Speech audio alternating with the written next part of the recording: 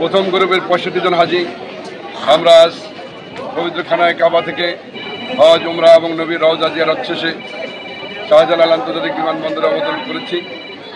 আলহামদুলিল্লাহ, এত সুন্দর হজ ব্যবস্থাপনা আলবাগা ট্যুরস অ্যান্ড ট্রাভেলসের পক্ষ থেকে এবছর হয়েছে।